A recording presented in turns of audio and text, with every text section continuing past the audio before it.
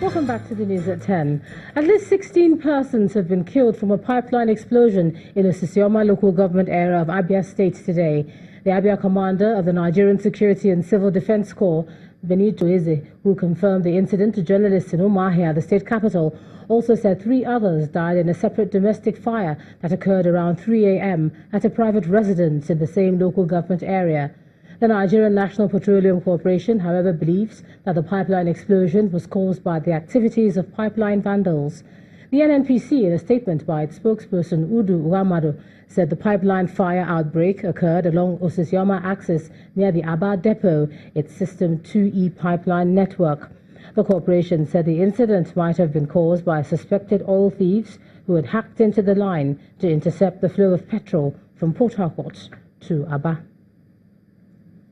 And in Bauchi State, another tragedy struck when a corps member drowned in a canoe mishap in the Gube Dam. 26-year-old Joseph Adebayo, an indigene of Ogun State who is attached to the Bauchi State Board of Internal Revenue, is said to have boarded the canoe along with 2 other corps members on Thursday, September the 11th, on their way to a picnic to celebrate the end of their service year. The State Police Public Relations Officer Hamal Abubakar, in a statement, says the other corps members were rescued by villagers who were fishing in the dam, while the body of the deceased was later recovered this morning. The body of the victim has been deposited at the Abubakar Tafawa Balewa Teaching Hospital for medical examination, while investigation into the incident continues. The Federal Medical Center in Pt.3 here in Lagos is gradually wearing a new look as it bids to improve healthcare services. The medical center, under renovation, can now boast of a functional and improved dialysis center, specialist clinic, wards and other facilities. While touring the center, the Minister of Health, Professor Isaac Adewale, said the upgrade of medical facilities is ongoing across the nation. The Minister of Health, Professor Isaac Adewale, arrives and straight away into a meeting with heads of federal medical centers across the nation. Medical Director, National Academic Hospital, Lagos. The meeting is over the rehabilitation of the Federal Medical Center in Pt.3, Lagos. So what we did was to create a maintenance gang. We call them the medical director of the FMC, Pt.3, gives an account of the status of the work done. We need to reconfigure our A&E, and we plead with you, sir, that if the ministry's intervention program, sir, that even if it is that one, you are able to do with us. We also know that we need a new clinical block.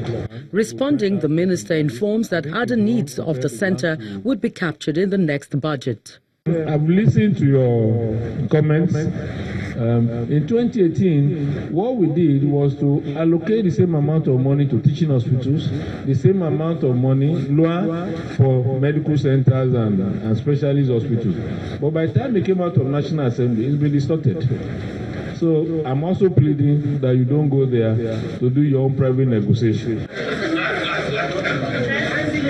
The minister and others toured the renovated facilities, which include a specialist clinic, a dialysis center, oxygen plant, and wards. All of these have been achieved in 1 year, 3 months. It's the first we are doing, but we'll make it a regular thing. The other thing is to really showcase what is happening, and also to throw our doors open to the public. Let them see that things are happening and that our facilities are also up to date, and there's no point going out of the country.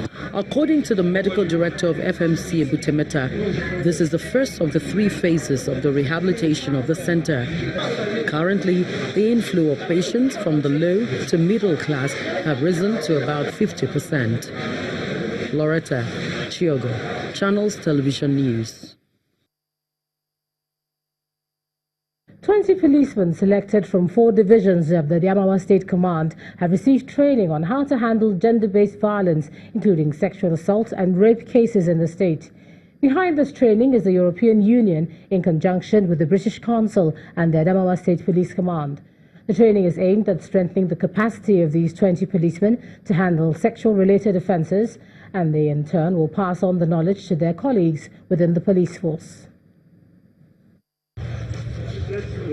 After about a week of training of 20 policemen from the Adamawa Police Command, stakeholders gathered to witness the graduation and handing over of equipment for the establishment of the Family Support Unit in 4 police divisions in the state. The Commissioner of Police. This gesture through the initiative Managing Conflicts in Nigeria MCN under the British Council is to assist the law enforcement agency in proving cases of rape beyond reasonable doubt, thereby securing convictions of culprits. A place is prepared which is confidential to receive any information from them, to investigate it in a way that assures them that they are taken into account. The Adamawa State Commissioner of Police, Abdullahi Yerima, while appreciating the British Council for the intervention, describes the rise in cases of rape as very disturbing. Cases of rape, particularly of minors, is becoming something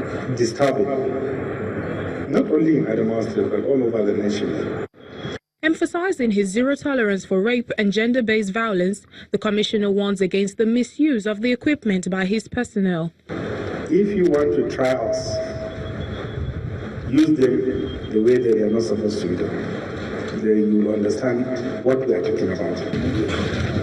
This intervention by the MCN is complementary to other collaborations with the police and the Sexual Assault Referral Center at the Specialist Hospital in Yola, established recently to support victims in terms of clinical assistance, which deals with health issues arising from sexual violence, counseling, and legal support to victims.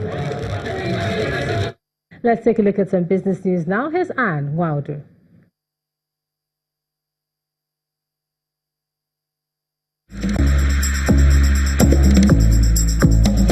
You First. First Bank.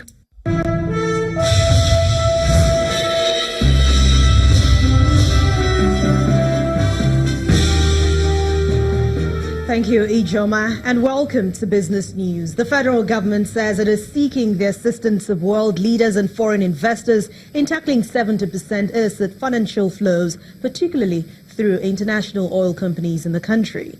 The Minister of Finance, Mrs. Zainab Ahmed, made this known on the sideline of the ongoing annual meetings of the International Monetary Fund and the World Bank Group in Bali, Indonesia.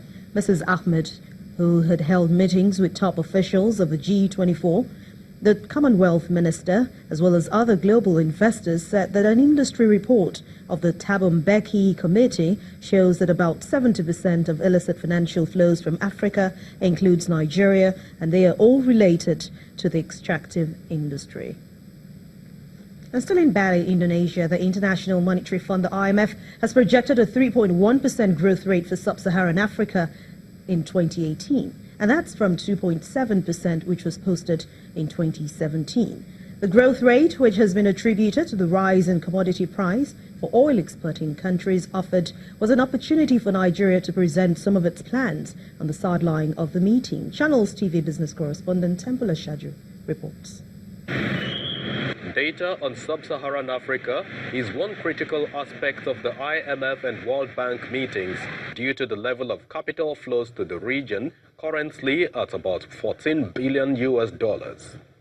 The updated version of the report focuses on Africa's external environment, risks and policy challenges, which the IMF sees slowing down growth rates despite rising commodity prices. They're not yet quite as bad as what we saw in the wake of the commodity price decline, but certainly in terms of performance up to now, the rising cost has been quite pronounced. The reason why growth is being marked up relative to last year is because of improvement in growth outcomes in the oil exporting countries.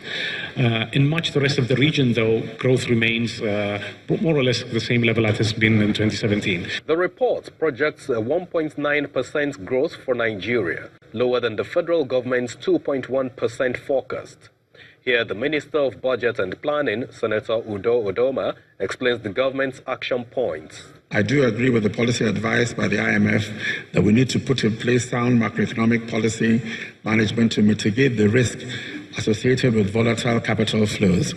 And one of the ways that we have done to try and mitigate some of the risk is building up our foreign reserves so that we can mitigate some of the risk of a sudden flight of capital. Senator Odoma's explanation is backed up with more details from the Debt Office Chief, Ms. Patience Oniha. The central bank has enough reserves. The governor has said that several times, has sufficient reserves based on the flows that come in through the I&E window to support that outflow. And we saw it in the period about May, June, when there were issues around Argentina and Turkey. The government was able, the central bank was able to provide the dollars for those investors. But keep in mind what I'm saying. Nigeria wants foreign direct investments, which is real long-term investments in projects, as opposed to investments in, just my portfolio investors, which means they're investing in bonds, commercial papers, treasury bills, or the equities market. The rising debt level of emerging and frontier markets has some attendant effects on the cost of debt financing. This report's presentation is to serve as a guide for African governments. From Bali, Indonesia, Temple Ashaju, Channels Television News. Renewed demand for high-value equities drove the performance of three key sub-indices at the Nigerian Stock Exchange at the close of trading today. Let's hear more from Tosin Additional.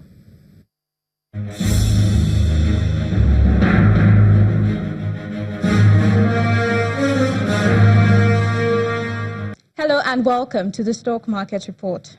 Friday's session at the Nigerian Stock Exchange ends the second trading week of October with a further 12 basis points rise in the all-share index, following renewed bargain hunting by short-term investors. At the same time, the market capitalization went up by 14 billion naira, driven by positive performance by some key components of the consumer goods, banking, and the oil and gas sector. 16 equities recorded increase in their share price, led by a 10% advance from Wema Bank, while Champion Breweries is ahead of 18 losers, down by 10%. Total volume of shares increased by 15.78 million units in nearly 3,000 transactions, with Honeywell Flour, FBN Holdings, and Zenith Bank as lead contributors. That's the Stock Market Report. I am Tosi Additional.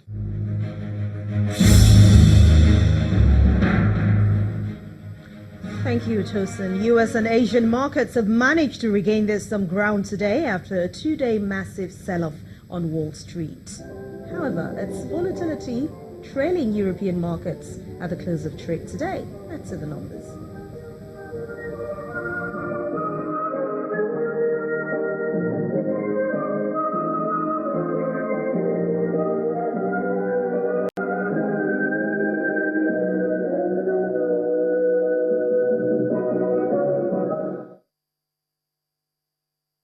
And with those numbers, we end business news for this week. Thank you so much for watching. I'm Anne Nwawado. It's back to you, Joma.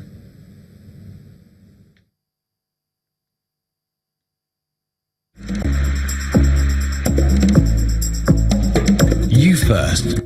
First Bank. Thanks a lot, Anne. Nigeria's Vice President, Professor Yemi Osinbajo, says African governments must prioritize investments in people and keep focus on good governance to attain a prominent space internationally in the next 2 decades.